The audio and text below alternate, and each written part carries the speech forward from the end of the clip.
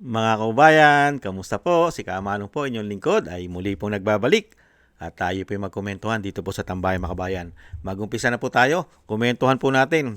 Ito pong balita nakarang araw at nakapagtataka kung sino pa yung nagsusumbong ng korupsyon at maanumalyang korupsyon sa mga departamento ng ating gobyerno katulad po ng DOH ay sinibak pa. Yung mismo po na USEC ng DOH na si Yusek Maurilio ay sinibak. Siya po'y direktang nagsumbong sa Office of the President. Sinumbong niya po ang maanumalyang korupsyon o pagbili ng mga mobile clinic. Pero sa kabila nun, imbis po na imbestigahan yung mismong secretary ng DOH na si Secretary Teodoro Herbosa, ay siya pa po ang nasibak, mga kababayan. Yan po ang hirap po sa binagoongang Pilipinas. Kung sino po ang mga may issue ng korupsyon ay protektado po. Pero ang nagsasabi po at tumitistigo ng korupsyon, napapahamak. Ganyan po katindi sa binagoongang Pilipinas. Pakinggan po natin itong balita. Mga kababayan, ibang klase. Anong hatol mo sa kanya sa impeachment?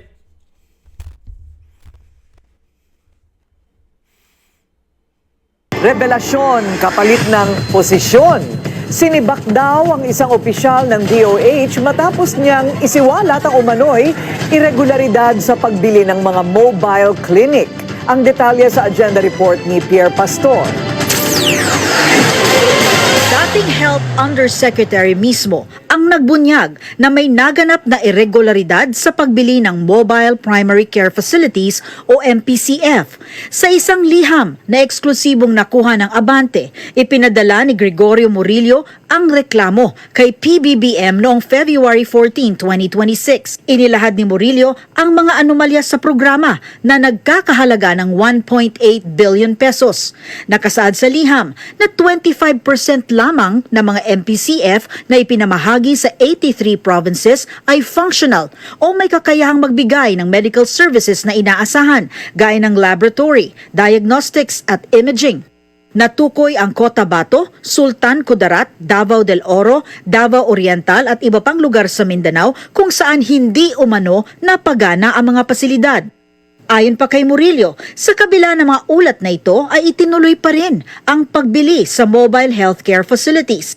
Dagdag niya, ang Terms of Reference o TOR na itinakda para sa proyekto ay hindi umano naaayon sa rekomendasyon ng technical teams. Nabanggit din ni Murillo na may mga opisyal umanong nais baguhin ang TOR na posible raw makaapekto sa transparency ng procurement process. Sa huling bahagi ng liham, isinawalat din ni Murillo na inalis siya sa kanyang posisyon matapos niyang igiit na may anomalya sa pagbili ng MPCF. Ang Mobile Primary Care Facility ay dapat sana makatutulong para matugunan ang mga pangangailangang medikal ng mga mamamayan sa malalayo at liblib na lugar. Sinubukang kunin ng Billionaire News Channel ang panig ng DOH sa issue pero wala pa itong tugon sa ngayon. Para sa agenda, Pierre Pastor, Billionaire News. Grabe, no? Bilyon. Mga kababayan, yan po, yung mobile clinic na yan. Maanumalya yan. Ayon po kay Yusek Maurilio, mga kababayan. Pero itinuloy pa rin po ng DOH sa pangunguna po ng kanilang sekretary na si Teodoro Herbosa. Hindi po ba? Nakita nyo po. Grabe, no? Yung mismong tao na si Yusek Maurilio nagsasabi, maanumalya. Pero itinuloy pa rin. Ngayon, ipinarating niya sa Pangulo, sinumbong niya. Ito pong maanumalya na pagbili ng mga mobile clinic. Tinuloy. Ngayon, nung makarating na po sa Pangulo, at syempre nakarating na po sa DOH yan, sa kanilang sekretary na si Teodoro Herbosa, siya pa po ang nasibak. Siya po ang natanggal. Nakita nyo po. Grabe, no? Yan po ang sinasabi natin, mga kababayan, sa gobyernong ito. Mas matatag ka, mas komportable ka, at hindi ka pababayaan ng gobyerno pagka ikaw ay may issue ng korupsyon. Hindi po ba? Pero pagka ikaw ay nagpapahayag at nagbubunyag ng korupsyon sa gobyerno ngayon, delikado ka. si baka. Baka makasuhan ka pa. Baka mapaimbestigahan ka pa sa NBI. Di umano. Hindi po ba? At grabe po ang mga issue ng korupsyon. Billion-billion. Katulad po niyan. Hindi bababa sa 1.8 billion ang pinag-uusapan po dyan. Diyan po sa mobile clinic na yan. Mga kababayan. Pero nakita nyo po ba pinaiimbestigahan yan? Lahat po ng issue ng korupsyon sa ating bansa ay nagbubulag-bulagan po sila. Mga kababayan. At ang nadidisgrasya at napapahamak ay ang nagsasabi po ng katotohanan, lalong-lalo yung nagbubunyag ng korupsyon. Di po ba? At lahat po ng magbubunyag ng korupsyon sa binagoong Pilipinas, disgrasya. Nakita naman po natin, lahat po halos Lahat po, di ba? Pagka nagsabi ka ng ganito, may anomalya, napapahamak Ito pong huli, ito pong 18 na soldiers, itong 18 na ex-marine. Di ba? Grabe po ang pag-iimbestiga dyan ng NBI ngayon. At talagang hinahanapan po nila ng kasalanan. Ito pong 18 na soldiers natin ex-marine. Ngayon naman po, ito naman, binunyag. Binunyag dito sa DOH na may maanomalya, ilegalidad. Tapos itong mga mobile na binili na ito ay talagang mukhang marami ang kumita at sino-sino kaya ang kumita dyan, di umano. At yung isa pa, yung binunyag din po ni Cabral Files, hindi po ba? Nagkakaproblema rin po yun. Sino? Si Representative Libiste, hindi po ba? At lahat po halos, pati nga yung mag-asawang Diskaya, di po ba? Nagsasabi na iisang mesa lang tayo. Lahat tayo ay merong ninakaw. Iba-iba nga lang ng numero. Pero nakakulong. Pero yung mga magnanakaw sa isang mesa, hindi nakukulong. Yan po mga kababayan. Nakakalungkot. Kaya po, pag nagsabi ka ng katotohanan sa gobyerno ngayon, mga kababayan, 100% baka si baka. Katulad din po na nangyari yung dati pong administrator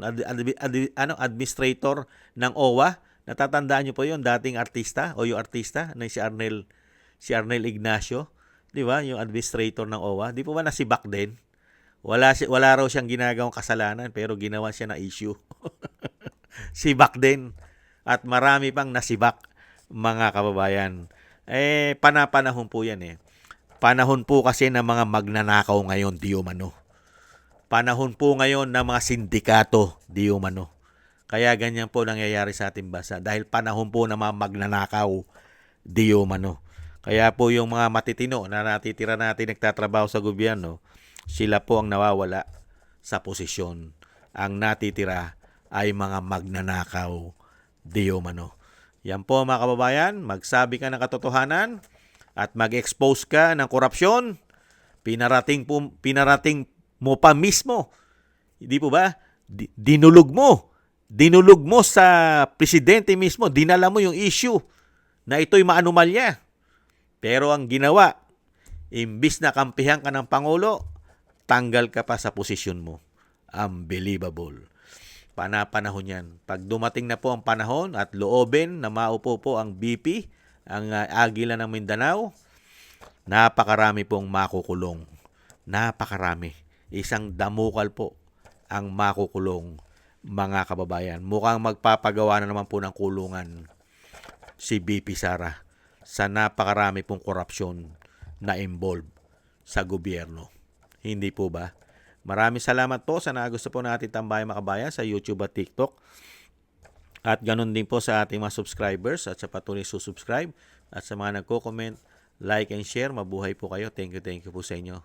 Maraming salamat po. At thank you rin po mga kabayan at salamat po sa mga nagbibigay po ng tulong. Thank you po kay Tatay Nick ng Canada, kay Mila Yi, ako si Pilam, si Jem Aris ng United Arab Emirates, si Annie Jo, si Eric Hershio ng Canada, si Eric Hershio ng Canada, thank you po sa inyo, mabuhay po kayo. Beichi Chiyoko, Kingston ng Hong Kong, Jake Yahut ng Maisog, California, USA, Gina Reyes Solidides ng Berlin, Germany, Julieta Celona ng Sydney, Australia, Baby Roman at Ate Isa ng Cagayan, si Jem Aris ng United Arab Emirates, Jovelyn Watanabe ng Japan, si Chidorico Erguisa Jr., Arfel Villacorta, Wills Bubbles, Rosalina, Michelle Yamaguchi, Norma Garcia, Gay at Chena, Nancy Lumampao, Balance Vision TV at Jesus Valdepena. Thank you po sa inyo mga kabayan